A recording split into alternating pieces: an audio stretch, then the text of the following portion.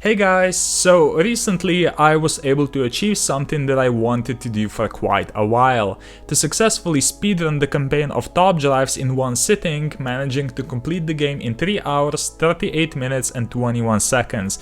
Finishing that run though, I realized that this game is actually kinda great for speedrunning, so in this video I'll give you guys some tips and tricks on how to complete the game as fast as possible and without spending any money as well. Honestly, I think that with a little luck you can finish this game in under 3 hours. Also, if you guys do decide to speedrun the game, make sure to submit your run to the Top Drive section of speedrun.com, and also make sure to check out the rules beforehand.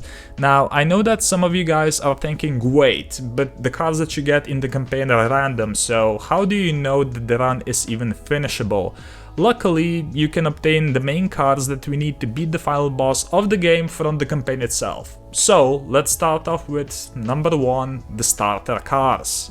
When starting on a new profile, you'll get an option to choose a starter pack from either Porsche, Lamborghini or Aston Martin. From these, Lambo is easily your best option, and it's what I chose for my first run, and it definitely makes the run much easier because the Islero that you get has the highest top speed out of all the 3 cars, and you need a car that can reach 150 miles per hour as quickly in the run as possible. The Porsche 928 has better overall stats, and the Aston Martin that you could get has much better mid-range acceleration, but early on in the run there are multiple 0 to 150 mile per hour races on which the Islero absolutely rules.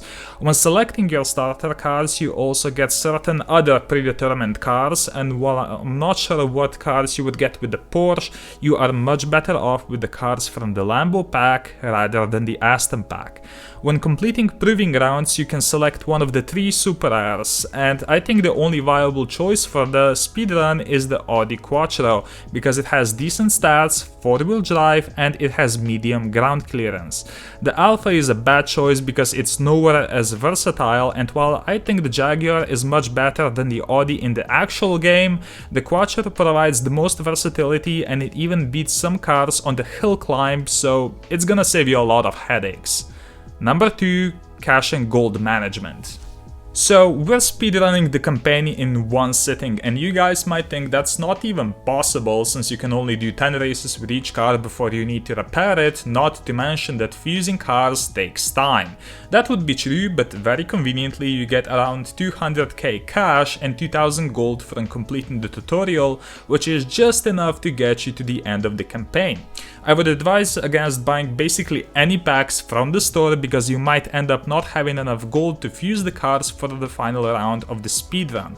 There are also a few predetermined cars from the proving rounds that you get which will serve you quite well, and I would advise you to upgrade them at the very beginning of the game as you get those cars. Now, if you run out of cash at the very end, just like I did, you can always sell the cars that you won't need anymore for some quick cash. Just watch out that you don't sell any cars that are actually useful. Number 3, useful cars. Now, there are a lot of useful cars that you are certain to get as you progress through the campaign. Personally, I think the most useful cars are the Renault 5 Turbo, the Audi Quattro from the proving rounds, the Mercedes-Benz CLS, the Lotus Elise, the Trailblazer, and at the very end, the campaign Camaro Z28. Definitely save your money to upgrade these cars as soon as you get them. Now, what makes the game fun is that the cars that you get from the prize boards are random, so keep an eye out on what you can get. The luckiest cars to get are basically any decent rare or super rare off-roaders early on in the game, and a drag car that can reach over 170 miles per hour for the later part of the run. Number 4, unlocking Monaco. The most challenging part of the speedrun is getting 350 stars to unlock Monaco. The stars are much easier to obtain in the earlier sections of the campaign, and also Japan at the very end for some reason, since you only need to win by 250 points to get 3 stars.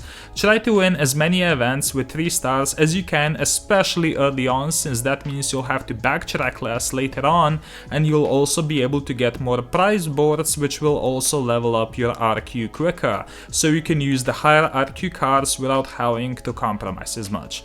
Backtracking at the very end to get enough stars is probably going to have to be a must, but keep in mind that a lot of the earlier races will be much easier to 3-star once you have at least somewhat built up your garage. And finally, number 5, the final boss.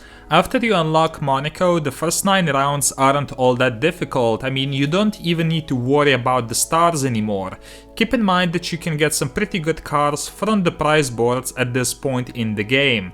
Now, as far as the final round goes, this is the way that I do it, and it should be possible to do it every single run with these particular cars.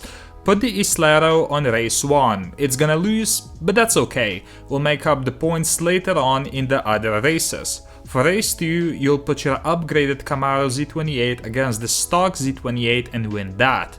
For race 3, you'll need the Lotus 135. Now make sure you have enough gold left over to put some fuses into it. I think that 213 should be enough to win. If not, 223 is for sure gonna win, so that's gonna cost you around 600 gold. For race 4, just put the Trailblazer on and no problem, it's gonna win against the Mercedes. And for race 5, I think it's a viable strat to upgrade the Campaign Impreza to 112.